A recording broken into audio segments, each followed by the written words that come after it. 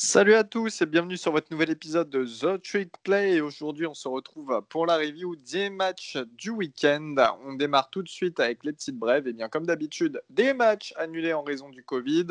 On va pas vous faire la liste détaillée, ça ne sert à rien. Deuxième chose, Rayshad Batman, le receveur star de Minnesota qui opt-out. Voilà, il lâche les Golden Gophers en pleine saison. Assez Alors sympa qu'il ça. l'avait déjà fait une fois en début de saison. Enfin, de base, il devait pas reprendre la saison avec Minnesota jusqu'à ce que la Big Ten décide de revenir. Donc il a opt-out pour opt-in et pour opt-out une deuxième fois. Donc voilà, il a un peu joué avec le cœur des fans de Minnesota. Et puis cette fois-ci, il se prépare réellement pour la draft, lui qui devrait être un des premiers receveurs choisis.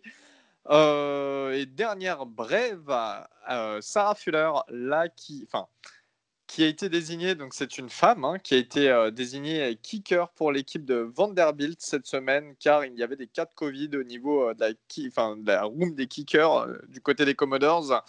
Et Sarah Fuller est une joueuse de football, de soccer, on va dire ça comme ça, de l'équipe de Vanderbilt. Voilà, elle est venue pour dépanner. Donc, c'est la troisième femme, je crois, qui évolue en NCAA.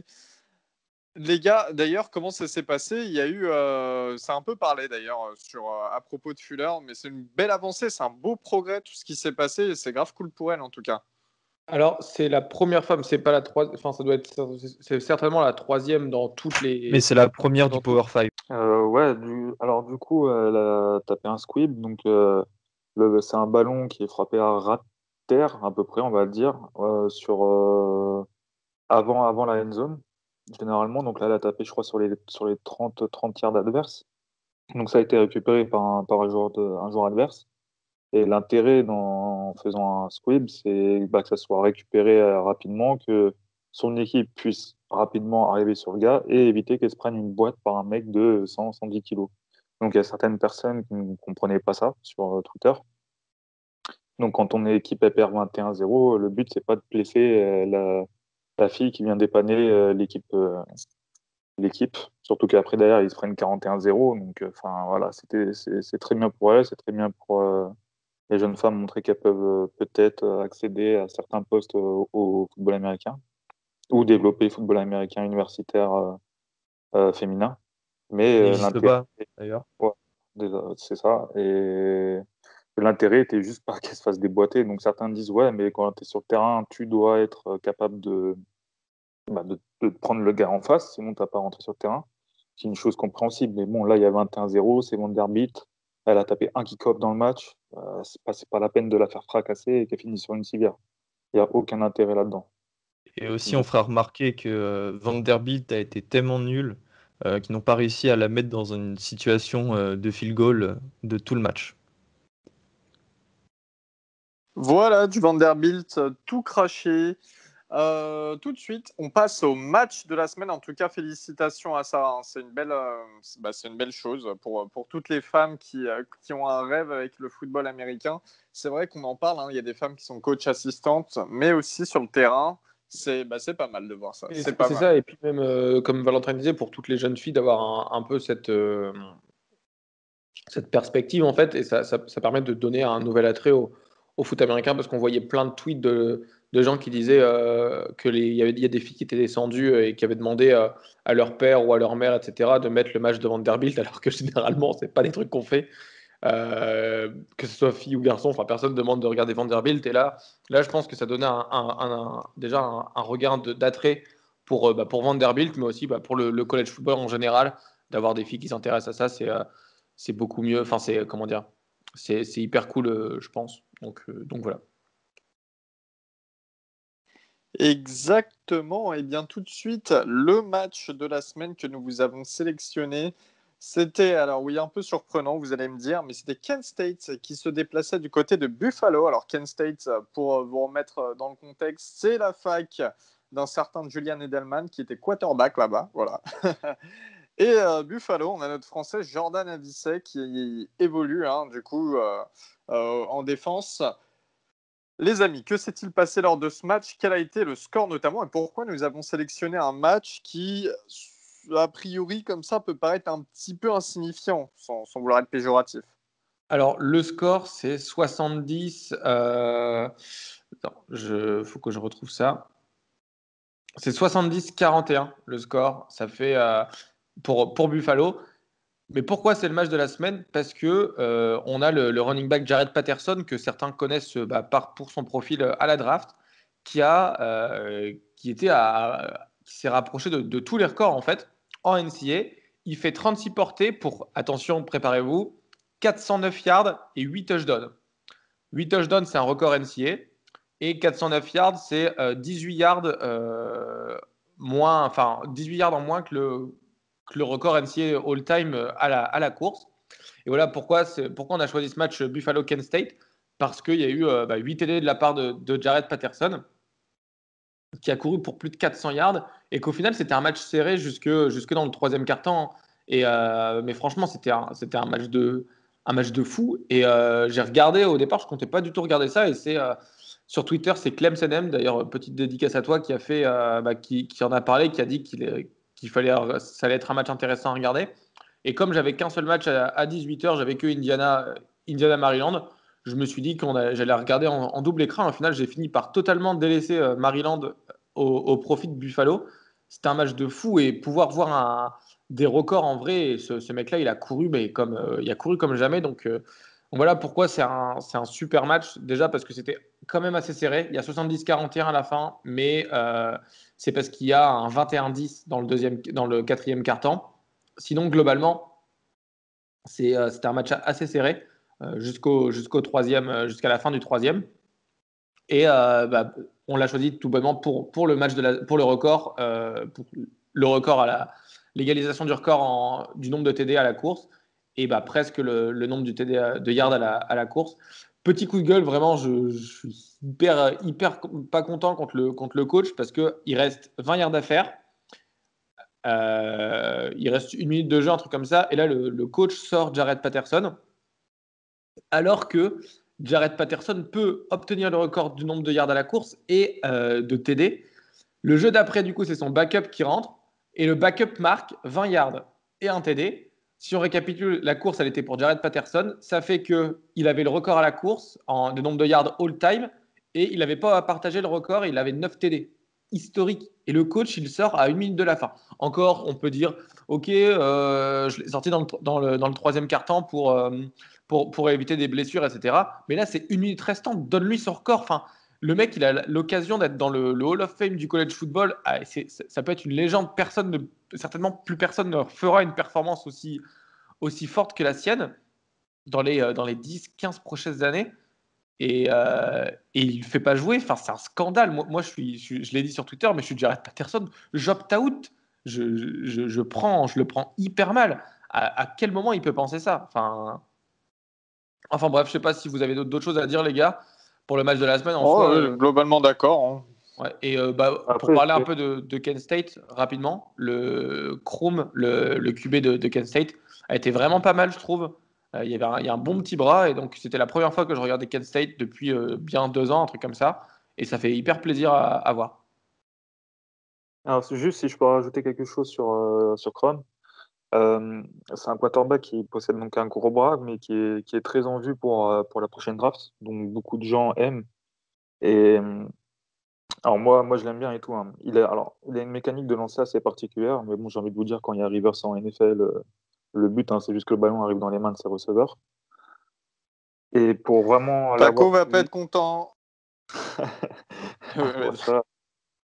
Et ouais, pour l'avoir suivi sur quelques matchs quand même, alors certes, il fait des back passes sur des tracés, fade, des tracés assez longs, droits, mais il y a des moments quand même, il lance pas sur l'épaule extérieure, il place pas très très bien la balle. Donc attention, il joue à Kent State, il peut progresser, il n'y a pas de problème. Mais on le voit très peu en mouvement, en faisant des play action avec des passes, ou sur des passes un peu plus sur des slants, des choses comme ça. On le voit beaucoup vraiment sur des tracés verticales. Donc il monte son gros bras et tout, c'est super. Après, il a de bonnes jambes. Hein. Il a parcouru 76 yards pour un TD en 13 courses. Donc, c'est vraiment un profil intéressant pour la draft. Et si vous avez l'occasion de regarder de temps en temps Kent State, regardez principalement pour Dustin Crum. Hein. Et d'autant plus que les matchs de la MAC en général sont en milieu de semaine. Bon, là, c'était le samedi, mais les 2 ou les 3 premières journées, c'était le jeudi soir ou le mercredi soir. Donc Et, voilà. c'est juste la MAC, c'est une conférence qui est pas dans le Power 5, mais qui est hyper, comment dire, qui est hyper intéressante parce que leurs matchs ils sont toujours hyper cool. Donc n'hésitez pas à regarder. C'est des équipes qui sont moins médiatisées, mais le jeu est tout aussi beau. Et bien après ce match de la semaine, passons tout de suite au match avec des équipes classées dans le top 25. On démarrait vendredi à 18h avec Iowa State qui se déplaçait du côté de Texas. Victoire 23-20 d'Iowa State. Contre Texas, un match bien serré, comme on l'avait prédit. On avait dit que c'était compliqué de trouver un gagnant sur ce match. Au final, les deux quarterbacks, Brock Purdy et Sam Ehlinger, n'ont envoyé qu'un seul touchdown chacun, plus un à la course pour Ehlinger. On a eu encore le droit à un Bristol pas si mauvais du côté d'Iowa State, un petit peu moins en vue que d'habitude, mais avec un touchdown à la course. Voilà, qui a inscrit le touchdown de la victoire à 1 minute de la fin du match. C'est ça. Et puis surtout aussi, encore une fois, toujours du côté d'Iowa State, Charlie Collard, le superbe tight end avec 6 réceptions, 131 yards, qui a réalisé un très très bon match. Vous, qu'est-ce que vous avez pensé de ce match? Est-ce que finalement la victoire d'Iowa State est si évidente que ça, et notamment pour la suite de la course à la Big 12 Championship?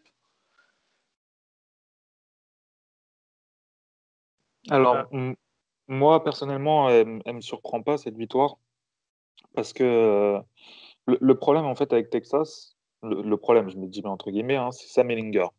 C'est-à-dire qu'il est capable de vous faire gagner des matchs, mais il est capable de vous faire perdre des matchs. Si on prend le dernier drive, il fait perdre son équipe à lui tout seul. Il envoie une passe sur Brennan Eagles qui est vraiment trop haute, qui est dur à catcher, donc il y avait une chance sur 50. Derrière, il envoie une slant, mais qui doit être réceptionnée assez tranquillement. Il l'envoie trop basse, la balle elle tombe à terre avant d'aller sur le receveur. Et après, je crois, je sais plus c'est quoi le dernier jeu, je crois qu'il se fait saquer, enfin il fait de la merde. Et, et ça, pour moi, t'as beau avoir un quarterback comme Sam Ehlinger, il peut te faire perdre des matchs. Et c'est quand même un gros problème en sachant quand même que tu as des cibles comme Jack Smith, le sophomore, Tariq Black, Brennan Eagles, enfin, tu as quand même de quoi faire. Et en soi, en fait, Iowa a vraiment pu, entre guillemets, contrôler le match, parce que quand même, ils sont pas loin de perdre, faut pas se leurrer.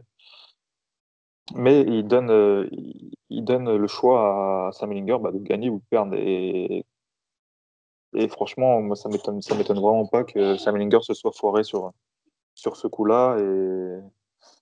Et voilà, après, je sais pas si vous. Ouais, juste Charlie Collard. Donc, c'est un tight end qu'on parle beaucoup, qu'on aime bien ici. Mais je trouve qu'il manque quand même un petit peu de. Alors, je sais pas comment on dit, d'athlétisme. Enfin, il est pas très athlétique. Et je pense qu'il va falloir Ouais, qu'il c'est moins qu'on puisse dire, ouais. il faut qu'il Ouais. travaille sur ce point-là parce qu'il est quand même très très intéressant et tu le regardes physiquement, voilà, t'as pas les muscles saillants, t'as pas, c'est pas fou quoi. Genre, physiquement, il faut qu'il progresse pour espérer être dominant en NFL. Mais ça reste un très bon tight end de college football et Brock Purdy a pu bien s'appuyer sur lui. Ouais, juste, je vais rebondir sur Charlie Collars et après on pourra passer à autre chose. Le fait qu'il soit pas athlétique, c'est ce qui va, pour ceux qui sont un peu fans de draft, c'est ce qui va le faire un peu baisser dans la draft, qu'il soit pas hyper athlétique. Mais il y a quand même, enfin, comme Valentin dit, il y a quand même plein de qualités. Moi, c'est mon college foot, c'est mon tight end du college football préféré, donc c'est pas pour rien. N'en déplaise à quel pitch de Guillaume, et c'est vrai que ça comme Valentin dit, son manque d'athlétisme, ça le fait peiner des fois et quand il catch des ballons, il se fait on va jamais le voir catcher une drague et faire 50 yards d'après. Enfin, c'est pas des trucs comme ça. Mais c'est les mains sûres par excellence. On va lui envoyer un ballon. Il y a un catch, ce que les Américains appellent le catch radius. C'est genre la capacité à aller chercher les ballons à peu près dans toutes les positions. Et ça, c'est vraiment une source hyper fiable pour Brock Purdy et pour le futur en NFL, ce sera toujours un très bon pick-up, enfin un très bon pick pour une équipe qui aura besoin d'un tight end hyper fiable. Voilà. Et j'aimerais terminer sur 2 petits trucs. La première, c'est que c'était le dernier match de Sam Ehlinger au stade des Longhorns à Austin. Et la deuxième, c'est la déclaration de Brice Hall à la fin du match. Il a dit en gros, Iowa State, c'est une culture des 5 étoiles. Et Texas, ce sont que des joueurs 5 étoiles. Donc voilà, en fait, il a voulu montrer le fait que Texas, malgré tout le talent, malgré les dizaines de 4 étoiles et 5 étoiles, alors que Iowa State en a 3, je crois, en cumulé de 4 étoiles sur tout leur roster, et que les étoiles en sortie de lycée ne servent à rien. Et voilà, c'était la petite pique qui a fait pas mal parler ce week-end en college football. Et c'est le problème Et qu'on non, parle beaucoup avec des Texas ou Tennessee qui ont plein de 5 étoiles, de très bons joueurs, mais qui n'arrivent à rien quasiment. Donc, Et ah, c'est mais j'ai lu les une Georgia, stat comme quoi ils envoient 19% de leurs 5 étoiles en NFL. énorme, Ouais, énorme de. c'est pour ça ouais, excuse-moi Elio, c'est pour ça que en fait c'est un joueur qui avait commit à Texas et qui a dit en gros je décommit parce que Texas envoie seulement 19% de ses joueurs en 5 étoiles en NFL, 4 et 5 étoiles en NFL. Je sais plus c'est qui le joueur, mais c'est un gros prospect. À délayer, je crois. En tout cas, très bien joué de la part de Matt Campbell, coach d'Iowa State, qu'on oublie un peu de temps en temps, mais qui réalise de très belles choses depuis 2 saisons avec l'équipe. C'est incroyable. Les Cyclones, qui, ouais, comme vous le dites, qui n'ont pas que des 4 et 5 étoiles, bien au contraire, et qui font partie des meilleurs de la Big 12 sur ce vendredi soir. 21h30, il y avait un autre match qui concernait l'un d'entre nous. On l'a regardé à deux, d'ailleurs, au téléphone, en amoureux. Notre-Dame qui se déplaçait du côté de North Carolina. Gros choc du côté de l'ACC. Gus, je te laisse parler de ton Notre-Dame, ma chérie. Alors, on en parlait dans la preview. Notre-Dame affrontait North Carolina, donc une opposition de style entre peut-être la meilleure attaque du pays, North Carolina, et Notre-Dame, une des équipes qui pouvait se prévaloir d'avoir l'une des meilleures défenses. Euh, Pourtant, le premier quart-temps, et je sais qu'avec Val, on l'a regardé aussi, il y avait 14-14, donc ça laissait croire à un match vraiment très offensif, d'autant plus que sur les 2 premiers drives de UNC, ils ont inscrit un touchdown par l'intermédiaire, il me semble, de Simmons, d'ailleurs, sur d'Emoy Simons sur une superbe réception et de Samuel à la course. Yann Book a eu du mal, notamment sur le premier drive qui a attiré les foudres de Valentin. Mais après ce premier quart-temps, et le second, bon, qui était un peu insignifiant, je parle d'un point de vue prolifique parce qu'il n'y a eu que 2 field goals inscrits. Donc à partir de la deuxième mi-temps, on a commencé à mettre en marche notre jeu, notamment notre jeu à la course, qui a été, mais franchement, grandement aidé par nos tight end et notre line. Je sais que Val, toi, t'aimes bien notre tight end Tommy Tremble, qui est un super bloqueur. Et en fait, sur le match, il y a au moins 5-6 actions où on fait des gros gains parce que nos tight ends ouvrent des routes pour Kyron Williams, qui a inscrit d'ailleurs 2 touchdowns sur ce match. Ou peut-être, non, je crois, ouais, 3 touchdowns sur ce match, Kyron Williams. Et aussi une course de Ben Skoronek, notre receveur. Donc voilà, il y a eu encore un gros boulot des tight ends. Donc je vais laisser de côté l'attaque parce que je pense pas que ça soit vraiment ce qu'il faut retenir en fait de ce match, mais je vais plutôt parler de la défense. North Carolina, ils ont fini avec 298 yards en attaque, donc c'est leur pire total de la saison et c'est le pire total depuis que McBride il est revenu à Chapel Hill pour coacher North Carolina. Sur la deuxième mi-temps, North Carolina, ils ont fait 25 actions, ils ont gagné que 58 yards et évidemment ils ont inscrit 0 points. Donc on a vraiment assisté à une masterclass défensive de notre coordinateur défensif Clark Lea.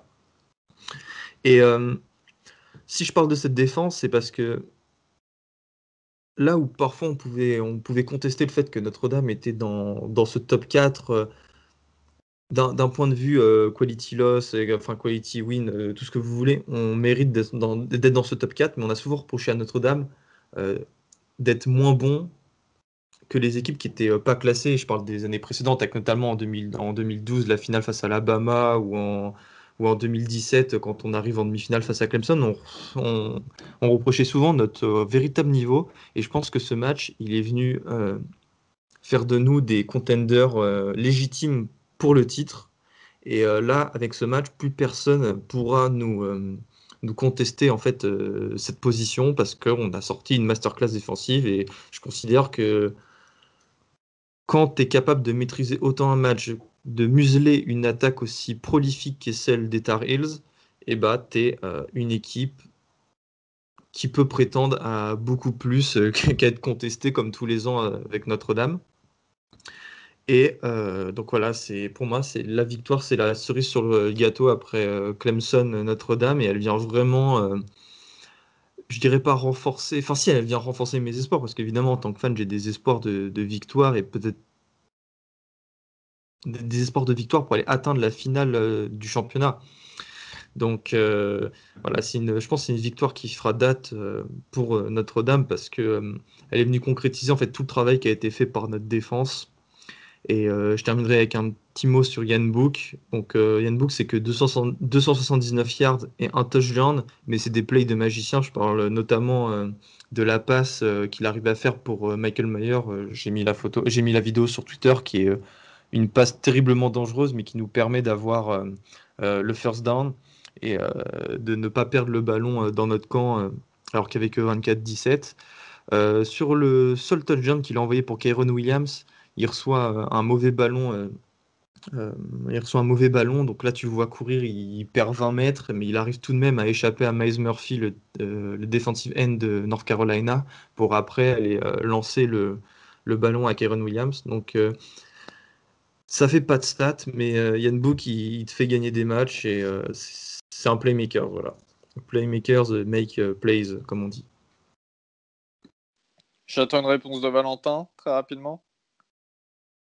Oh, non, je vais laisser Gus sur ça.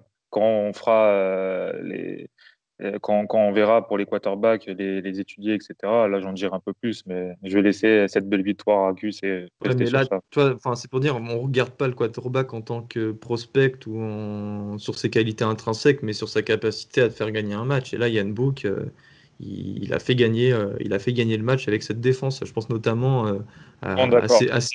à ses courses qui sont quand même incroyables. Et bon, je trouve qu'il en abuse, hein, évidemment. Je serais de mauvaise foi si je disais le contraire.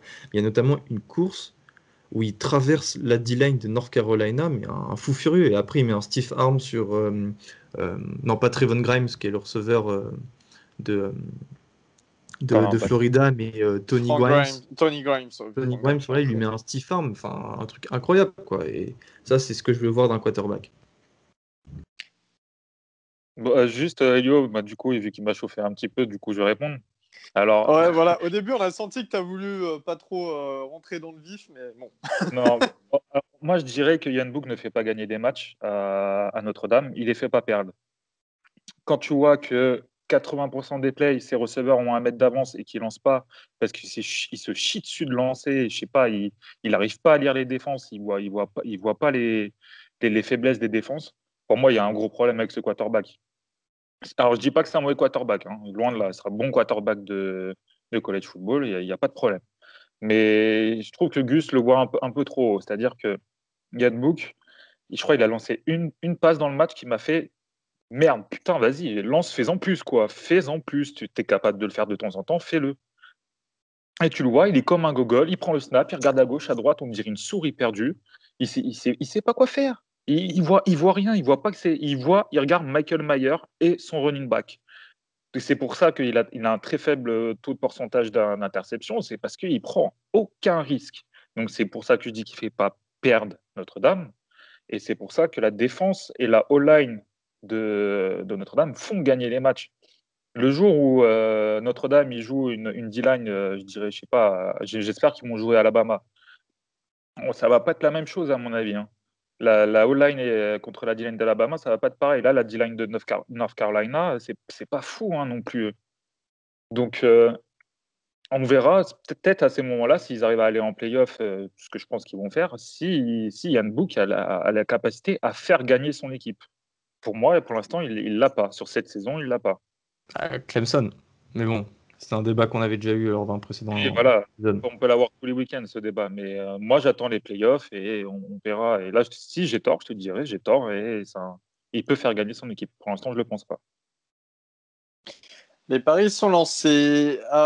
Toujours sur ce vendredi soir, Nebraska qui se déplaçait du côté d'Iowa en Big Ten. On ne s'attendait pas à des folies de la part de Nebraska. Iowa qui était en bilan positif, 3 victoires de défaite. Nebraska, une victoire, 3 défaites. Et bien, c'est désormais une victoire, 4 défaites avec cette victoire d'Iowa, 26-20. Tyler Goodson, encore un gros match, le running back d'Iowa avec 111 yards. Voilà, qui est quelqu'un a surutilisé. regardé ce match, j'avoue que j'ai vu les touchdowns, mais sans plus, et voilà quoi. Bah, non, rien à dire, mis à part que Tyler Goodson, maintenant qu'il a fait quelques bons matchs, il est surutilisé, alors que je trouve qu'ils ont Ouais. plutôt des bons receveurs à Iowa. Je trouve ça un peu dommage, mais Ouais, au moins Spencer ils gagnent. Petras, il est pas impressionnant comme quarterback, mais il est pas mauvais non plus, donc ouais. Ouais, carrément. Voilà. En tout cas, on vous ment pas, hein. Quand on voit pas les matchs, on va pas s'inventer de vie. Voilà, on a vu les highlights des fois, mais c'est tout. Dans la nuit du vendredi au samedi, d'ailleurs, quelqu'un qui est bon, on va adoucir les choses. Robin, en Pac-12, Oregon se déplaçait du côté d'Oregon State pour la rivalité, la Civil War. Robin, on t'aime tous. Merci les gars, ça fait plaisir. Ouais, de rien, on tient à J'attendais toi. les On tient vraiment à toi, sache-le. Faut juste que tu t'en rendes compte, on tient à toi, les auditeurs aussi. Voilà. J'attendais les applaudissements pour l'upset de la semaine, mais bon, visiblement, ça se fait plus. Bah écoutez, Oh, très bah, très. si si, tu les attends. réclames, si tu les réclames. Alléluia. Merci les copains. Très très dur. Le réveil samedi matin, c'était hyper dur. Bon, pour le score, on perd 41-38 contre Oregon State. Ça jouait à Corvallis dans un brouillard. On voyait rien. Heureusement que nous, on jouait en jaune et qu'eux, ils jouaient en orange. Parce que si on jouait en Ouais, blanc, c'est vrai que on ne nous aurait c'était pas vu. flouté, quoi, l'écran. Hein. On nous aurait pas vu. Au début, je me suis dit, ah merde, la qualité du stream, elle est pas ouf et tout. Puis en fait, je me suis rappelé que je payais ESPN Player. Donc si la qualité du stream, elle était pas ouf, c'est pas normal. Et que en fait, le brouillard, et même les commentateurs, ils disaient, enfin, je parlais que du brouillard pendant un moment. C'était chaud. C'est chaud. Enfin, donc voilà, on perd 41-38. Après avoir mené dans le troisième quart-temps, au début du quatrième, on mène 31-19. Voilà, juste pour vous dire un peu la remontada qu'on se prend. On parlait de Jared Patterson là, tout à l'heure. Jamar Jefferson, hyper intéressant, le running back d'Oregon State. Peut-être qu'il va se déclarer à la draft, peut-être pas. C'est un junior, donc il a encore l'occasion de progresser. Mais il a couru pour 226 yards et 2 TD. Si vous vous souvenez bien, lors de la preview de ce match, la semaine dernière, j'avais dit attention à l'upset parce que Oregon State, ça joue bien, c'est du beau jeu et ça court surtout beaucoup et ça court efficacement. Et nous, on ne s'est pas arrêté la course. J'ai pas menti. On s'est pris 226 yards de touchdown. Voilà, à la réception, il y a des running backs qui ont fait des bons petits trucs. Le problème, en fait, c'est qu'on mène tout le match. On est devant tout le match, sauf les 30 dernières secondes. C'est ça, clairement, il marque à 34 secondes de la fin sur une QB sneak. On n'a pas bien joué. Le problème, ça n'a pas été l'attaque. On a marqué 38 points. Le problème, c'est la défense. On ne sait pas. Déjà, notre secondary, elle a perdu des cornerbacks, elle a perdu des safety, etc. C'est un peu compliqué la secondary. Et du coup, on a un peu de mal sur certaines passes. On s'est pris quelques passes. Le QB Gebbia d'Oregon State qui passe pour 263 yards. Donc voilà. Mais sinon, la défense contre la course, c'est un scandale. On n'a pas plaqué. Et si vous, les clés du match en début de, enfin juste le jour de match, là, vendredi, j'avais mis les clés du match un peu sur lesquelles il fallait se concentrer. Donc ma première clé, c'était bien commencer le match. La deuxième clé, c'était arrêter la course. Et la troisième, c'était ne pas perdre la bataille des turnovers. Résultat, écoutez, on a pris 82 yards sur le deuxième jeu du match. Une course de Jamar Jefferson qui va. Premier jeu du match, je crois que c'est une slant ou un truc comme ça. Et le deuxième jeu, course de Jamar Jefferson, 82 yards. Un bon petit plaisir à regarder. On avait marqué, etc. Du coup, ils égalisent. Ça fait mal. Ça fait mal au cul. Ensuite, la bataille des turnovers, du coup, on a mal commencé le match en soi. La course, comme j'ai dit, on ne l'a pas arrêtée. Et c'est un peu le symbole de notre équipe cette année, c'est qu'on attaque bien, mais on ne sait pas défendre. Et voilà. Et la bataille des turnovers, on n'arrête pas. L'année dernière, on avait le plus gros taux, enfin, on avait le plus gros nombre de turnovers en college football, que ce soit interception ou fumble. On faisait 3 turnovers par match. C'était un scandale. Et cette année, les 3 turnovers par match, c'est nous qui les faisons. C'est-à-dire là, on lance 2 interceptions. La semaine dernière, on avait fait une interception de fumble, etc. Enfin, vous voyez un peu l'image. Le problème, en fait, c'est pas l'attaque, c'est pas le QB. Il y a des gens qui disent faut changer de QB parce qu'on perd. Non, non, Tyler Shaw, il est très bien. Là, il lance 2 interceptions sur deux mauvaises décisions, mais bon, le brouillard, le brouillard, il voyait rien, on voyait rien. Le problème, c'est ça, c'est que nous, on crée pas de turnover en défense et on se fait rouler dessus. Donc, Oregon State, il marque à 30 secondes de la fin et nous, après, on peut pas gagner, on peut pas marquer en 30 secondes. Donc voilà, on perd, c'est très dur. Il y a du positif pour l'attaque. Le seul point positif en défense, c'est Noah Swell. Noah Swell, encore une fois, c'est une machine. Il fait des sacs, il fait des tacs pour perte. C'est le seul point positif en défense. Le reste, c'est n'importe quoi. Andy Avalos, le coordinateur de l'année dernière, il a fait des dingueries. L'ancien coordinateur de Boise State. Et cette année, je sais pas, il n'y a rien qui va. On va attendre l'année prochaine d'avoir des nouveaux joueurs, des nouvelles recrues, etc. Mais sinon, c'est très compliqué. Il y a le premier sac de Kevin Thibodeau, la recrue de l'année dernière, la top recrue de l'année dernière, qui n'avait pas fait de sac cette année parce qu'il se fait toujours double team et all-day. Donc voilà, il n'arrivait pas à mettre la pression. Là, il a mis un peu plus la pression cette semaine. C'est les 2 points positifs, le sac de Thibodeau et Noah Swell. Sinon, c'est très dur et un peu à l'image de Baptiste, je suis déçu. Je suis déçu de l'équipe. Au moins, on sait une chose, c'est qu'on n'était pas une équipe qui pouvait aller en playoff. Et on est certain aujourd'hui. Voilà, ça fait mal. Ça fait très mal. Mais Mais on t'aime tous. voilà, merci les gars.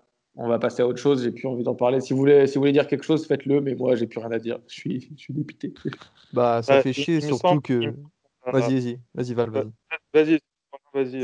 Non, je voulais juste dire, ça prendra 5 secondes, mais voilà, ça fait chier de perdre ce match, sachant que vous avez que 6 ou 7 rencontres dans la saison, quoi. En fait, ça pose littéralement problème parce que si jamais. Ouais, c'est impossible, c'était impossible, même si vous Non, mais gagnez. oui, non, mais ça pour les playoffs, mais par exemple, pour le Rose Bowl, il me semble que on n'a pas notre destinée en main pour aller au Rose Bowl et en finale de Pac-12, il faut absolument combattre Washington. Pardon, je sais pas pourquoi j'ai dit bizarrement. Il faut absolument combattre Washington pour aller en finale de Pac-12 Nord, de Pac-12, sinon on va pas en finale à cause de la défaite. Voilà. Ouais, non, c'est vrai que ça pose problème. Val, tu voulais dire quelque chose? Ouais, il me semble que tu as omis de dire que malgré la défaite, tu as quand même eu un petit peu de réconfort le matin avec des French toast bien frais. Moi, personnellement, enfin nous, quand notre équipe est paire, on n'a rien le matin quand on se réveille, hein. Donc, il faudrait que tu le précises quand même quand il y a ce genre d'intention après une défaite. Ça remonte bien le moral et ça permet de repartir sur de belles perspectives pour le week-end prochain. Il y en a un qui a des toasts, Baptiste de la bière, Elio de la bière. Il faudra voir le prochain. Valentin, il y a ça chier. Le mec nous résume Baptiste et moi la bière, moi, il n'y a pas tort. T'as pas tort. Bon, allez. Ouais, tu voulais rajouter un dernier truc? Non, merci Val, ça fait plaisir d'avoir ton réconfort en tout cas. Il est toujours là pour nous dorloter. On sait qu'Auburn qui se déplaçait du côté d'Alabama hier soir. Donc on passe dans la nuit de samedi à dimanche. Auburn, Alabama, 42-13 pour Alabama. Bonix dans cette Iron Bowl, hein, c'est une rivalité parce que Auburn est une fac en Alabama. Pour ceux qui ne le savent pas, Bonix, le quarterback d'Alabama, c'est 0 touchdown, 2 interceptions, magnifique. En face, Mac Jones du côté d'Alabama, 5 touchdowns, 0 interception. Mac Jones désormais réellement dans la course au trophée Heisman, hein. Najee Harris, le running back star, 96 yards, 1 touchdown. Mais surtout, il faut qu'on continue d'en parler. Alors, il n'y a plus Jalen Waddle qui est blessé, hein, le meilleur entre guillemets receveur d'Alabama et pour la prochaine draft, mais il y a l'autre meilleur receveur de la prochaine draft, Devonta Smith, qui a réceptionné 7 ballons, 171 yards pour 2 touchdowns, et à côté le sophomore John Mechie qui réalise une super saison aussi, 6 réceptions, 2 touchdowns. Et qui est canadien. Et qui est canadien. Ouais, exact. C'était surprenant ça de voir un Canadien à Alabama. Juste, encore une fois, moi personnellement, petit coup de gueule pour avoir un peu regardé. C'est un Iron Ball, quoi. Tu vois, alors je comprends qu'Alabama soit une classe au-dessus, on est d'accord, il n'y a pas de souci là-dessus. Mais franchement, Auburn, vous avez le droit de vous battre un peu plus. Vous avez le droit, franchement. Tu arrives sur une rivalité, tu arrives sur un des plus gros matchs de l'année, voire le plus gros match pour Auburn, le plus important. Surtout quand tu vois la rencontre de l'année dernière. Ouais, exact, ouais, parce que l'année dernière, c'est pareil. Alabama qui était donné favori et finalement, c'est Auburn qui gagne. Donc, je sais pas, ça me dépite un peu de voir ce genre de match. Et puis, on était plusieurs à dire hier soir qu'on zappait rapidement le match, puisque de toute manière, Alabama menait déjà 21-3 à la mi-temps, aussi simple que ça. Ouais, à un moment, le premier quart, il était normal, mais ensuite j'ai cru qu'ils allaient se prendre 60 points, Auburn. C'était un truc de ouf. Alabama, ils sont tellement forts. On parlera des playoffs des autres fois, hein, mais oh là là, Alabama, ils sont forts. C'est un truc de fou. J'ai même pas fini le match parce que c'était plus intéressant, donc j'ai zappé sur d'autres trucs. Mais ouais, ils sont hyper forts, Alabama. Toujours dans ce style de match, si on peut dire, eh bien, du côté de l'ACC, Pittsburgh se déplaçait à Clemson. Victoire 52-17 de Clemson. Trevor Lawrence de touchdown. Ensuite, ils ont Pour fait. son dernier match, son Ah oui, potentiel dernier match à Clemson. Hein. ouais, exact. Donc voilà, peut-être la dernière fois que vous aviez vu vous auriez vu Lawrence sur Non, le terrain de Clemson. il fera sa saison senior. C'est ma prédiction. La bonne prédiction de la semaine. DJ Ugalele aussi qui a joué, Hunter Helms, le troisième quarterback. Voilà, ils ont fait tourner les équipes. Il y a 3 à dire du côté de Pittsburgh, 2 touchdowns, 4 interceptions pour le quarterback Kenny Pickett. Ils se sont fait rouler dessus. Ils se sont fait rouler dessus comme c'était prévu. Et voilà. Et 2 touchdowns pour Travis Etienne, le running back de Clemson. Personne n'a un mot à dire sur ce match. C'était de la logique totale. Hein. Pareil, j'ai regardé le début et j'ai arrêté à la fin. Pittsburgh, c'était mon équipe cette année et ils sont en décadence chaque semaine. Chaque semaine, ils déçoivent encore plus. Ouais, c'est clair. C'est clair. De la SEC, Kentucky qui se déplaçait du côté de Florida, victoire 34-10 de Florida. Guigui qui n'est pas là aujourd'hui pour nous parler de ses Gators. Un petit peu Moi, j'ai déçu. vu le match. Ok. Il y avait 14-10 à la mi-temps pour Florida, un petit peu déçu parce que c'était un petit peu poussif, non, Florida. 3 touchdowns pour Kyle Trask en revanche. Et ah oui, Ouais. non, de toute façon, tu vas en Oui, parler. puis C'est vrai que je suis bête d'oublier ça, mais tu vas parler de cette connexion. évidemment, il y a la connexion Kai Trask, KP, c'est avec Trask 256 yards, donc un petit peu moins que ses standards, on va dire, et 3 touchdowns. Il a aussi envoyé 3 touchdowns pour Kyle Pitts, qui fait encore un gros match, mais bon, rien de nouveau sous le soleil, je vais passer outre. Euh, le début de match de Florida, il a vraiment été poussif, et en fait, c'est cette défense que je trouve inquiétante. T'as des joueurs qui sont capables de faire des big plays. Ça, c'est pas le problème, les Marco Wilson, etc. Mais ça se prend trop de points facilement et ils auraient, ils auraient pu se prendre beaucoup plus si Kentucky était une équipe offensivement plus dangereuse, ce qui n'est pas le cas. Et Florida peut vraiment remercier sa special team, bah, déjà avec leur punter. Après Tony Townsend, bon, j'ai oublié le nom du nouveau, mais il a encore fait 2 punts, dont un qui est sorti à 1 yard en touche. Bref, un truc incroyable. Et à chaque fois, en fait, c'est sur ces actions que les Gators, ils ont réussi à marquer. Et par exemple, après ce punt-là, après, ouais, après ce punt pour aller dans les 1 yard des Wildcats, les Wildcats, ils ont punté à leur tour dans leur end zone. Et là, tu as Kadarius Toney en punt returner qui récupère le ballon et qui va au touchdown. Donc, petit joueur incroyable. Il était déjà dans les papiers de Guillaume, ils nous en parlaient déjà en début de saison. Mais franchement, lui, il met des coups de rein. Il a des cuts que je trouve incroyables. Et lui, va vraiment falloir le mettre dans vos big boards pour la prochaine draft NFL. Et puis voilà, quoi, voilà, victoire de Florida face à Kentucky 34-10. Ils auraient pu faire mieux, mais au moins ils assurent l'essentiel. C'est-à-dire la victoire face à une équipe de Kentucky qui sait poser des problèmes. Juste, je rajoute une petite chose que j'ai vu Guillaume tweeter. Il disait que son équipe jouait pas tout le match. C'est-à-dire que je crois qu'il avait dit comme quoi ils avaient bien joué le premier quart-temps, que le deuxième, troisième, ils n'avaient pas joué et quatrième, ils avaient joué. Et ce qu'il reproche, c'est ça, c'est qu'ils sont incapables de faire un match de A à Z en mettant de l'intensité et en essayant d'écraser leur adversaire. Et c'est ce qu'ils reprochent depuis quasiment le début de la saison, c'est que par exemple, Florida joue 3 cartons, le dernier, il joue pas. Enfin, ils n'arrivent pas vraiment à creuser l'écart avec les autres équipes pour se faire des matchs tranquilles. Ce qui est totalement vrai. Et puis, Elio, c'est totalement vrai et c'est peut-être ce qui a pêché pour Florida, on va dire, face à Texas A&M. Et c'est peut-être c'est leur plus gros défaut qui leur a empêché d'être dans le top 4 à l'heure actuelle pour les playoffs. Oui, ouais, c'est vrai. Et puis, ouais, beaucoup de suffisance, c'est ça qui leur fait perdre le match en face à Texas A&M en début de saison. Du côté de la Big Ten, Northwestern qui se déplaçait du côté de Michigan State. Alors, je suis pas peu fier de le dire, mais j'avais prévu pas une upset, mais de dire que fallait pas donner à 100% la victoire à Northwestern, qui était à 5 victoires, 0 défaites, tandis que Michigan State, c'était qu'une seule victoire face à Michigan et 3 défaites. Parce que Michigan State se sont imposés 29-20. Alors, à la mi-temps, il y avait 17-6. Au départ, il y avait même 17-0 pour Michigan State. Northwestern qui ont créé la remontée, hein, tout simplement, qui sont repassés devant Michigan State. Et puis, finalement, Michigan State, quatrième carton. Alors, troisième carton, ils mettent 0 points. Et quatrième, ils en mettent 12. J'ai regardé un peu le match. C'était...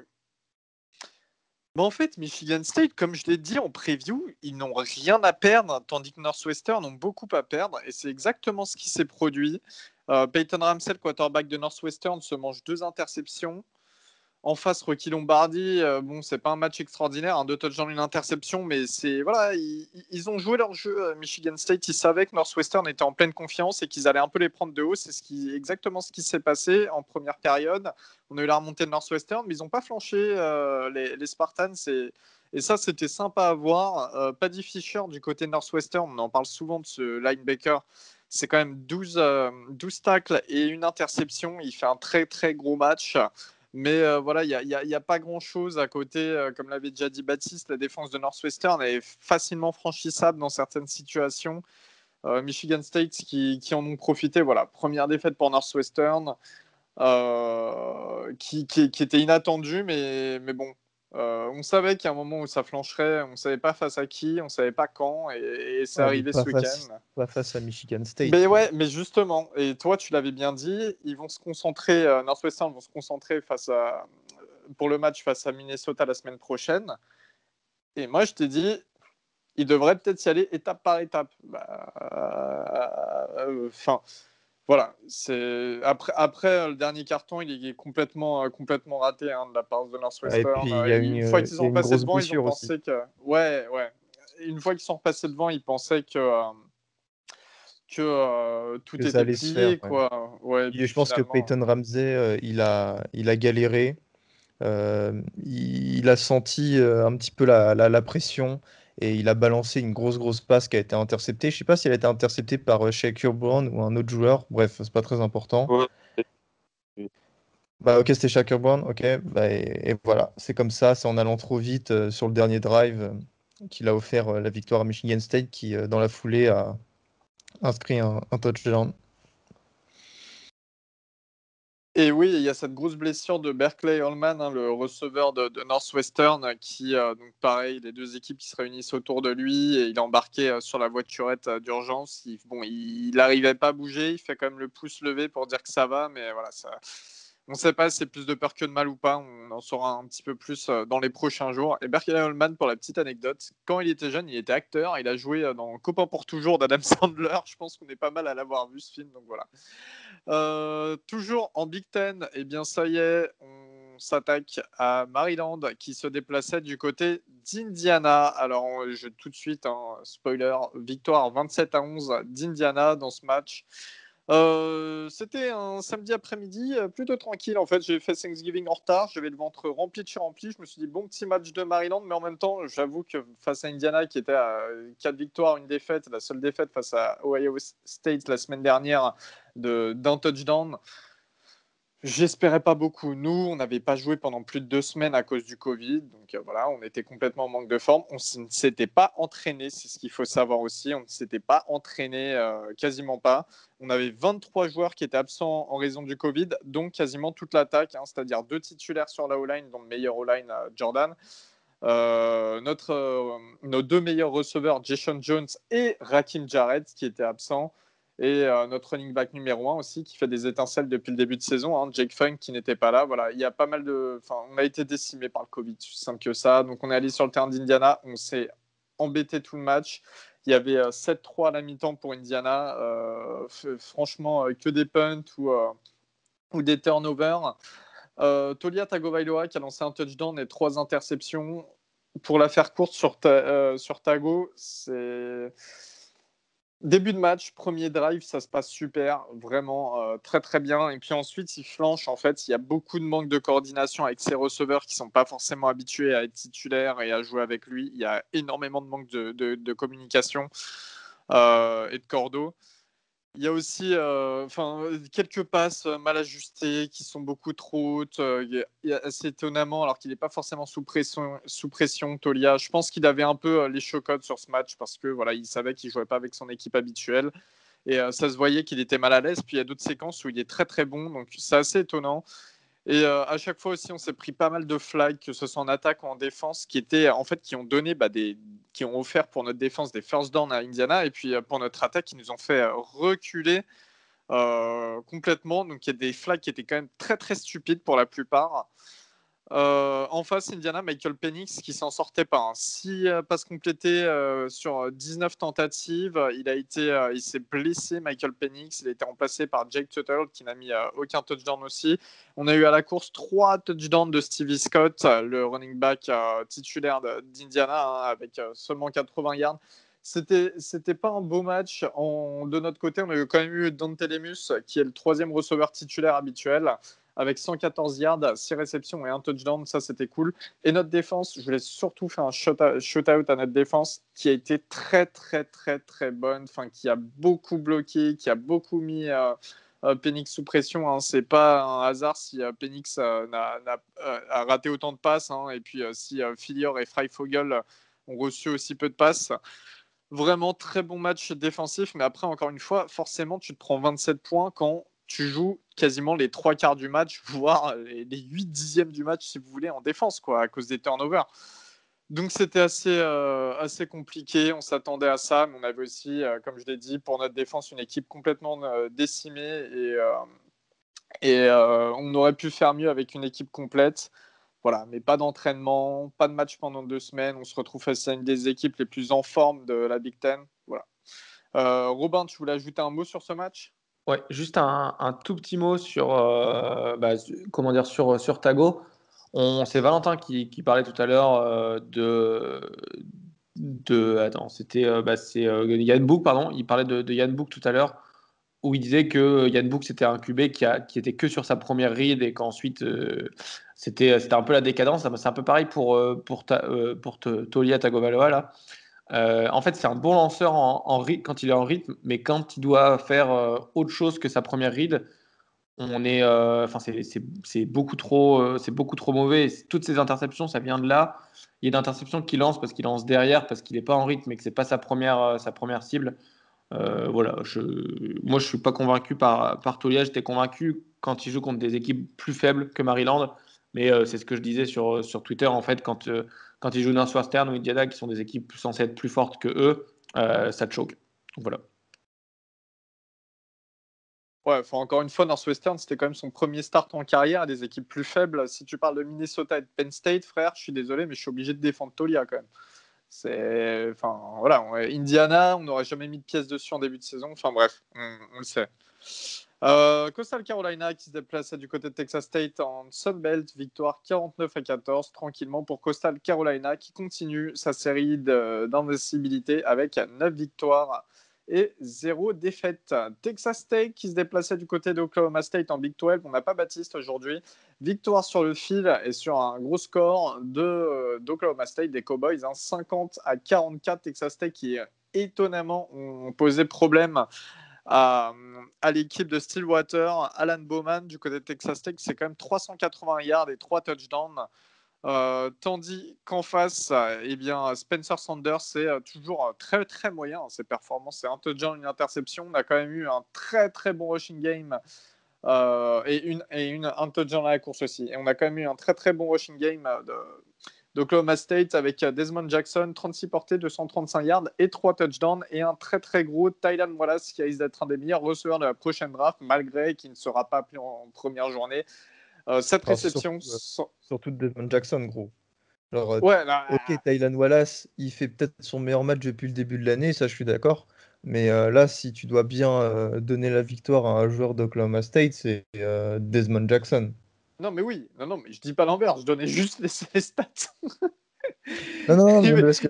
Tu m'embêtes, toi. Non, mais 129 yards, un touchdown pour Tylan Wallace, c'est tout. Et là, tu peux Ah revenir non, mais sur Desmond c'est énorme, c'est Jackson vrai. si tu veux. C'est vrai que c'est énorme. Non, mais c'est vrai que c'est énorme, mais Desmond Jackson qui est un petit peu, qui était dans l'ombre de Chuba Hubbard, qui a pas joué ce match, euh, 36 portées, 235 yards et 3 touchdowns. Voilà, la ligne de stats, elle se suffit à elle-même.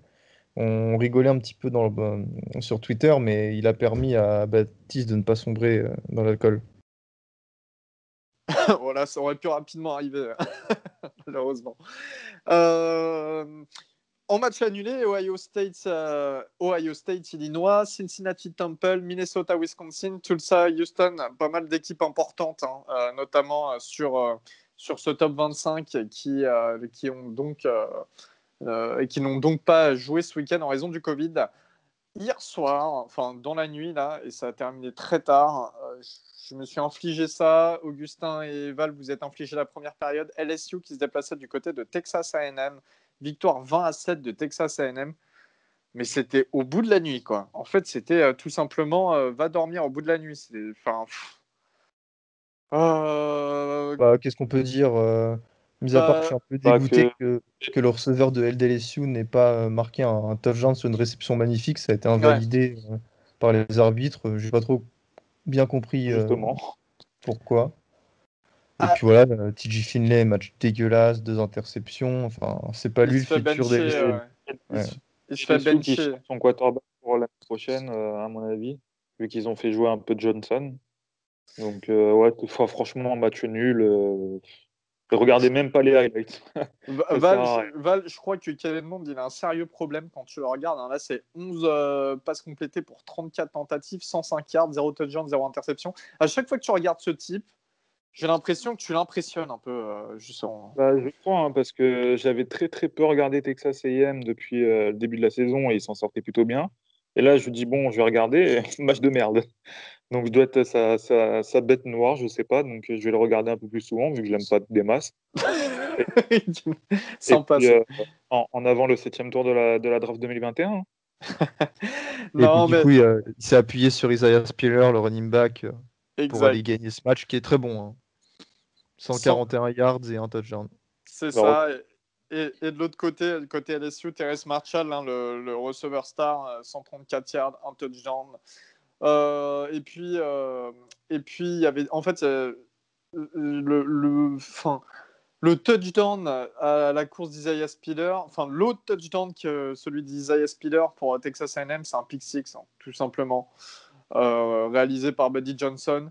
Donc voilà, sincèrement, au bout de la nuit, c'était inutile de regarder ce match, c'est une tristesse. Mais bon, on l'a fait quand même. Du côté de la SEC, toujours, et on va terminer là-dessus pour ce top 25, c'est Georgia qui se déplaçait du côté de South Carolina. Une victoire 45-16 de Georgia, donc qui passe à 6 victoires, 2 défaites, avec un JT Daniels the command. JT Daniels seulement 139 yards, 2 touchdowns, une interception. Ça a ouais, beaucoup couru. Ça a beaucoup couru. contre une équipe Voilà. de South Carolina, pardon, qui est décimée, qui n'a plus ses deux cornerbacks stars. Donc, s'il vous plaît, ne faites pas de JT Daniels un super quarterback alors qu'il a fait 3 matchs contre des équipes qui étaient rincées en face. On se calme, il a pas fait un bon match alors que South Carolina, c'est la merde en ce moment pour eux. Et c'était pas un match plus intéressant que ça, pardon. Et ouais, ça a pas mal couru. De toute façon, Georgia, depuis quelques années, c'est vraiment pas intéressant à regarder au niveau du spectacle. En attaque, en tout cas. Ouais, c'est vrai, ouais, parce que la défense est plutôt bonne en général, mais c'est vrai que l'attaque. Alors, à la course, il y a 4 touchdowns en tout, 2 de Zamir White et 2 de James Cook, le frère de Dalvin. Et en face, comme du côté de South Carolina, à la réception, Nick Muse, 131 yards sur 8 réceptions et un touchdown. Voilà, une victoire logique pour Georgia face à une bête blessée qu'est South Carolina, orpheline de ses 2 cornerbacks et de leur head coach qui a été viré. Un dernier match qui a été notamment annulé, Oklahoma, qui devait se déplacer du côté de la Virginie occidentale, de West Virginia. Gus, dis-moi, est-ce qu'il y avait des matchs, donc on a terminé le top 25, est-ce qu'il y avait des matchs du Group of Five qui étaient intéressants ce week-end? Alors, déjà, faut parler de SMU East Carolina. Je pense qu'on aurait tous parié une victoire d'SMU, une branlée Ah oui, face à East Carolina. Donc, bon, évidemment, on n'a pas regardé le match, on va pas se mentir. Et là, je commence à voir des tweets des Américains. East Carolina menait, il me semble, je suis pas sûr, mais 45-7 à la mi-temps face à SMU. SMU qui était une équipe classée, qui a avec Shane Buechele un super quarterback, qui a quand même des skill players bons malgré les blessures. Je parle notamment d'Ulysse Bentley. Et ils ont perdu au final 52-38. Donc ils ont opéré une remontée à la fin du match. Bon, rien à dire, c'est vraiment, je pense que c'était un jour sans. Je vois pas d'autres explications à cette défaite qui vient en fait entacher une saison qui était pourtant belle des SMU. Et Junior Ao a sorti son meilleur match, je pense, parce qu'il en avait fait un où il avait été clutch. 5 plaquages, dont un sac et 2 plaquages pour perte. Donc voilà, encore on va dire un gros match de Junior AO. Il y a Utah State qui se reprend bien là d'une saison dégueulasse en battant New Mexico. Liberty a éclaté UMass 45-0. Malik Willis 3 touchdowns pour un match où les places étaient à plus de 9000 balles. Bon, je pense que c'était un bug. UCF dans un duel de Floride qui a battu South Florida 58-46. C'était un match, si vous aimez le fluo, n'allez pas voir les highlights parce que le maillot de South Florida, il pique. Wyoming, équipe qu'on aime bien tous les deux, Elio, les Cowboys du Wyoming, Josh Allen Cowboy. Ouais, Ils ont battu Uni LV 45-14. Gros score, énorme score. ouais, on a pris un shot par touchdown, on était complètement bourrés, on allait On regarder des a rodéos à éclaté la des télé. tables. Ouais, on Mais a éclaté des tables, exactement. enflammées. Enflammé. Puis après, voilà, Central Michigan qui bat Eastern Michigan avec encore des retours de punt ou de kick. Ça a été la spécialité du week-end. Il y en a eu plein. Sinon, il y a eu quoi d'autre comme match? Il y a eu un Northern Illinois Western Michigan. Alors, bizarrement, j'ai regardé. Parce que Western Michigan, enfin, parce que je m'en souviens, je regardais avant, j'ai regardé dans la soirée des highlights de Corey Davis là-bas, donc je me suis dit pourquoi pas, donc j'allais regarder un petit peu, donc voilà, je me suis fait un carton. Ils ont un bon running back, je trouve. J'ai oublié son nom, je vais le retrouver, voilà, c'est Ladarius Jefferson. Euh, et puis voilà, quoi, Georgia State qui bat dans un duel de Géorgie, Georgia Southern, qui a viré son coach il y a quelques minutes, là, avant qu'on commence l'épisode. Et on va terminer avec une victoire monstre de Louisiana face à Louisiana Monroe, 70-20. Levi Lewis, il a fait un beau match, 3 touchdowns, mais en lançant pas beaucoup de ballons. C'est encore une fois le jeu à la course de Louisiana qui a été monstrueux et c'est quelque chose qui ne change pas du tout depuis le début de la saison. Très bien. Eh bien, on termine avec les matchs restants dans le Power 5. Alors, la Big Ten, déjà, eh bien, il restait un petit Penn State-Michigan. Victoire 27-17 de Penn State. Première victoire de la saison, donc. Et Michigan, La qui sont honte. en bilan de 2 victoires, 4 défaites. Non, mais ouais, c'est la honte des deux côtés. On a vu des trucs de fou. On a vu que Sean Clifford, le quarterback de Penn State, savait courir. Il avait des jambes. Il a C'est un lancé... chien. Ouais, 0 touchdown, 0 interception. Mais par contre, il sait courir. Un touchdown à la course, d'ailleurs, 73 yards. Kevin Lee, enfin, qui se réveille pour Penn State. Le running back, 134 yards, un touchdown.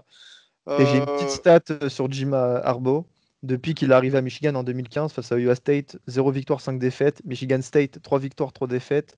Contre des équipes classées, 11 victoires, 16 défaites. Contre des équipes du top 10, 2 victoires, 12 défaites. Et 0 championnat Voilà, 0 Big Ten magnifique. à la clé, voilà. Donc toi, je pense, Magnifique. Loya l'année prochaine. Ah ouais, non, mais Jim Harbaugh, d'ailleurs, c'est bien, tu fais bien d'en parler parce qu'il est. Les Lions de Détroit ont viré Matt Patricia et il y a des gens qui disent bah écoutez, Ann Arbor, là où se trouve Michigan, à l'université, c'est à côté de Détroit. Et Harbaugh veut absolument, enfin, Harbaugh devrait retourner en NFL, là où il avait pas mal coaché du côté des Niners. Alors pourquoi pas Harbaugh chez les Lions l'année prochaine. Voilà, c'est ce qui se dit. Après, c'est des rumeurs, hein. C'est plutôt des rumeurs de fans, on va dire. Mais vu ce qu'il produit cette année, il a fait jouer Kane Amara en tant que titulaire. Et puis, ça s'est pas bien passé. 0 touchdown, 0 interception. Mais enfin, bref. Voilà, pas beaucoup de balles complétées. Il a fait jouer Joe Milton aussi, l'autre quarterback qui était titulaire de base. Enfin, Beans, quoi. Et puis Hassan Haskins, le running back qui a un peu sauvé l'honneur avec 2 touchdowns à la course. Voilà, c'était un match pas difficile pour Penn State. C'était un match mauvais aussi de Penn State, en fait, pas impressionnant du tout. Donc, franchement, rien à redire. Normalement, ça aurait dû être un choc en Big Ten. Et encore une fois, on se retrouve face à un match pas honteux, mais un match très décevant en tout cas. Rutgers qui se déplaçait aussi en Big Ten du côté de Purdue, victoire à 37-32. Belle Rutgers. performance. Ouais, parce qu'ils ont été menés quasiment tout le match et ils n'ont pas flanché une seule fois avant de reprendre la main au troisième quart-temps. Voilà. Donc bien joué à eux. Et Rondale Moore quand même du côté de Purdue, hein, le receveur star, lui aussi gros receveur pour la prochaine draft. 7 réceptions pour 76 yards. Voilà. Du côté de la Big 12, les amis, en Big 12, il restait Kansas State qui se déplaçait à Baylor. Victoire 32-31 de Baylor. 349 yards et 2 touchdowns tout de même pour Charlie Brewer, le quarterback de Baylor. Voilà, quelqu'un a regardé ce match. Là, on va être honnête, hein, il y a des matchs qu'on n'a pas regardé, quoi. Bah, il y a encore Non. R.J. Sneed, le receveur, qui fait des réceptions de bâtard.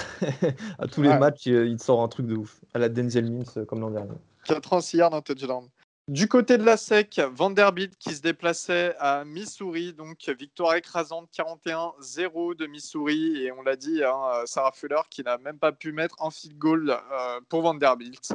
Voilà, tout aussi simple que ça. Et puis, on avait aussi Lake Ball qui opposait Mississippi State à Ole Miss. Les gars, Valentin, comment s'est passé ton match? Excellent, excellent Jean-Louis. Un très bon match de notre part, le meilleur pour notre défense d'ailleurs de la saison. Moi, ce que je me demandais surtout avant le match, c'est si McLeach allait faire courir son équipe pour nous battre ou s'il allait continuer sur son air raid offense. Et là, on avait une grande chance de les battre plus facilement. Donc, il a décidé de continuer à lancer, de ne pas faire courir. Ils ont eu que 39 yards au sol, même si on a réussi quand même à plutôt bien les stopper, mais bon, ça reste notre gros point faible, hein. Will Rogers, le quarterback freshman, qui fait encore un très bon match, hein, derrière, qui continue à enchaîner les bons matchs au fil des semaines. Il finit à 440 yards et 3 TD. Il y a eu notamment leur receveur Wally, qui est freshman, qui finit à 176 yards pour aucun touchdown, mais qui fait une super réception, qui est vraiment un très bon receveur. Voilà pour du côté de Mississippi State, parce que je vais plus vous parler d'Ole Miss, bien sûr. Alors nous, notre côté, ça a été bizarre, parce qu'à la fin du match, je me dis, bon, on a fait un bon match, hein, on met 31 points, mais putain, pas top, quoi. Et tellement maintenant, on a l'habitude qu'ils mettent 50 points, que Coral, ils mettent 450 yards, que le Moore, ils mettent 200 yards. En fait, tu te dis, ouais, ils n'ont pas fait un bon match. Mais pourtant, Matt Corral, il finit à 385 yards, 2 TD. Elijah Moore, il finit à 12 réceptions, 139 yards, mais pas de touchdown. D'ailleurs, Elijah Moore qui finit avec un record, j'ai vu passer tout à l'heure, j'ai actualisé la page, j'ai perdu le truc. Et je crois qu'il a eu le record de catch en un match. Alors, je ne sais pas si c'est pour le Miss ou la SEC. C'est encore un record pour lui. Ce qui a été vraiment cool pour ce match aussi, c'est que tous nos receveurs ont été bons, ont été performants. Sanders, il finit avec un touchdown de 87 yards. Drummond, un touchdown de 84 yards. Jonathan Mingo, 33 yards. Donc ça fait plaisir. Moi qui leur reprochais depuis le début de saison d'être d'être vraiment en intermittence. Un qui faisait un bon match, après qui faisait pas de bon match pendant trois semaines, après t'as un autre qui faisait un bon match, enfin bref. Donc là, cette fois-ci, on a vraiment eu tout le monde qui a été vraiment présent pour ce match. Au niveau des running backs, Jarion Eddy qui fait encore un très bon match, 93 yards, 1 TD. Il fait je crois, il fait 3 réceptions. Ouais, 3 réceptions, 23 yards. Snoop Connor qui finit qu'à 22 yards, mais comme d'habitude, qui est d'une utilité grandiose. Enfin, c'est vraiment le mec, c'est le gars sûr, Snoop Connor. Et on a vu un peu plus le freshman Henry Parrish, avec lui porté pour 36 yards, qui s'est fait d'ailleurs engueuler par, je crois que c'était le coach des running backs, parce qu'il est je crois, on est à 2-3 yards de la red zone, et genre, il voit pas le trou, et il s'est fait défoncer par le coach derrière, et c'est Snoop Connor qui marque sur l'action d'après. Et surtout, je mets un petit bémol sur Kenny Yeboah, qui est quand même un des tight ends les plus en vue au niveau de la SEC, qui finit avec 2 réceptions pour 15 yards, qui drop un ballon à un moment qu'il a dans les mains. Et depuis 3-4 semaines, il nous drop 1 ou 2 ballons par match. Il est en train de s'éteindre. Donc c'est vraiment dommage vu comment il avait commencé la saison. Après, il faut pas se leurrer, hein. Les défenses s'adaptent un peu plus, enfin font un peu plus attention à lui. Donc je suis un peu déçu de ce côté-là. Euh, pour finir sur les statistiques, on a Otis Reese, le safety qui était transfert de Georgia, qui a fait son premier match, qui a été d'une importance incroyable, qui fait le free and out sur le premier drive, qui finit deuxième meilleur plaqueur du match. Euh, Après, on a AJ Finlay, qui est encore le cornerback qui a été très bon, la Henry qui a été très bon. Mais surtout, on a eu. Alors, il s'appelle Tyler Knight. C'est un running back à la base qui joue safety depuis le début de la saison. Je crois qu'il a eu quelques portées en tant que running back, mais pas plus que ça. Et qui sort un fumble ultra important alors que le receveur, je sais plus si c'est un receveur en tight end de Mississippi State, est à 3 centimètres de l'embut. Et il fait fumble et c'est Léonard qui remonte tout le terrain jusqu'au 13 yards et on marque derrière. Donc c'est vraiment une grosse performance défensive, même si dans la deuxième partie de match, dans la deuxième mi-temps, pardon, on a été un peu moins bon. On a réussi à moins mettre de pression sur Will Rogers. Mais en vue de tout ce qu'on a fait dans la saison et en vue de notre match, on a été vraiment très bon et je suis vraiment content de ça.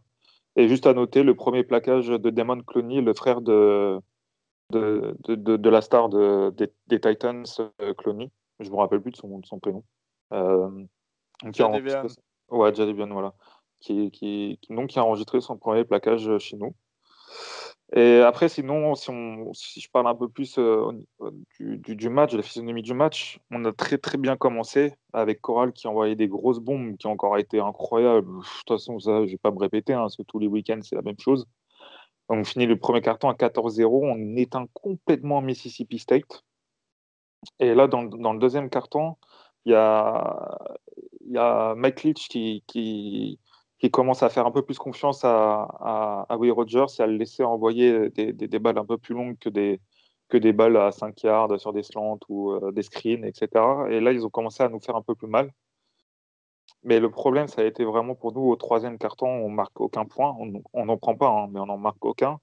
Et ça a ressemblé, Mississippi State a vraiment joué un peu comme Arkansas, à faire énormément de couverture en zone. Et là, plus rien.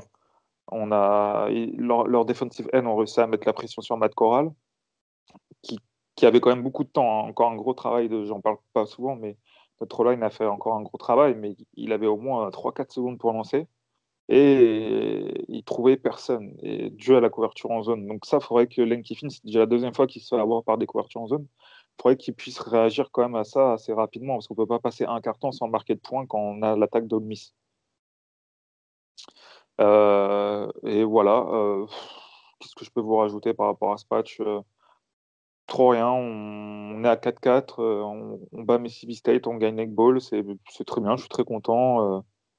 Et puis ça nous met dans de bonnes positions pour la semaine prochaine face à LSU. Et on va peut-être finir en positif cette saison, ce qui serait vraiment une très très très bonne saison pour nous et pour la première de Lane Kiffin.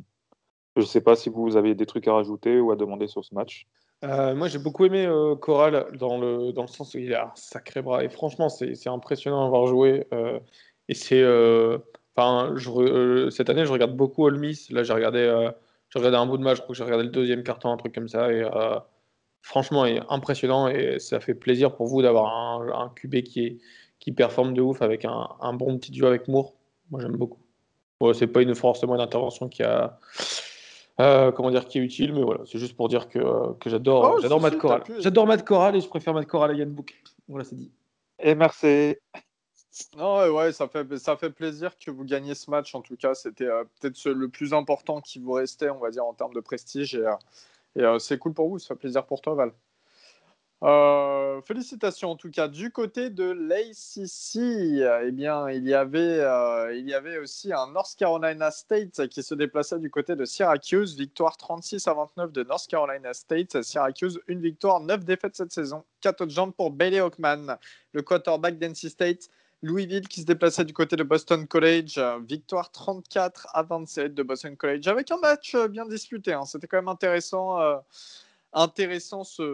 cette rencontre et voilà, pas grand chose à dire de plus, juste aller voir la highlight, c'est toujours sympa. Duke qui se déplaçait du côté de Georgia Tech, victoire 56-33 de Georgia Tech, hein. C'était un peu le fond du panier du côté de l'ACC comme match, et Virginia qui devait se déplacer à Florida State, match annulé. Voilà, peut-être que Florida State n'avait pas annulé par hasard face à Clemson aussi, n'est-ce pas Dabo Swinney? Et puis, on va parler tout de suite de la Pac-12 hein, avec San Diego State qui se déplaçait à Colorado. Victoire 20-10 de Colorado. Alors, San Diego State qui ne font pas partie de la Pac-12. Colorado qui devrait affronter USC. USC ont finalement annulé en raison de cas de Covid. Voilà, encore une fois, Washington aurait pu affronter BYU si BYU avait accepté. Mais bon, voilà, San Diego State en tout cas ont accepté la rencontre face à Colorado. Ils l'ont perdu, mais au moins ils ont accepté la rencontre. Est-ce qu'ils avaient peur? Non. Voilà. Eh bien, très bien. Et d'ailleurs, Colorado, on n'en parle pas, mais ils sont à 3 victoires, 0 défaites, dont 2 victoires du coup en Pac-12. Stanford qui se déplaçait du côté de Californie. Alors là, c'était le duel des grosses facs académiques, hein, des top facs académiques même.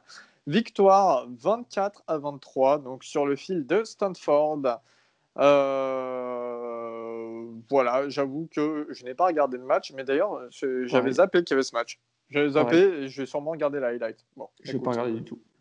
En tout cas, Stanford qui enfonce California, qui sont à 0 victoire pour 3 défaites. Arizona qui se déplaçait du côté de UCLA, victoire 27-10 de UCLA. Cette fois-ci, Arizona, donc, qui enchaîne leur 3e défaite, n'ont pas assez tenu tête comme ils le faisaient face aux autres équipes en début de saison. Juste pour dire, Thompson Robinson n'était toujours pas là au poste de quarterback pour UCLA. Et du côté d'Arizona, je crois que Grant Gunnell s'est blessé, le quarterback titulaire aussi. Donc, ce qui explique un peu ceci et cela. Et puis, dernier match, du coup, dont nous vous parlons, Utah qui se déplaçait du côté de Washington, victoire 24-21 de Washington, qui sont sur un bilan de 3 victoires, 0 défaites, tandis que Utah, c'est 0 victoire pour 2 défaites. Et Dylan Morris.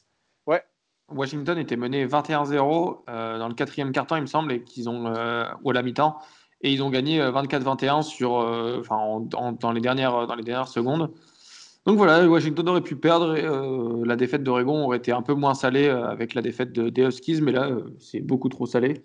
Parce que sur Twitter, on chope tous les supporters des Huskies qui viennent nous faire chier. Donc voilà. Ouais, c'est vrai, ouais. 21-0 à la mi-temps pour Utah et puis 24-0 pour Washington en deuxième mi-temps. Voilà. Dylan Morris, donc, qui est confirmé titulaire du côté des Huskies. Voilà, ça sera tout. On se retrouve jeudi pour la preview du week-end prochain, les amis. Et aussi le top 25, notamment du comité pour les college playoffs. On vous fait des bisous à tous. Merci de nous avoir écoutés, les auditeurs. À la prochaine. Salut tout le monde.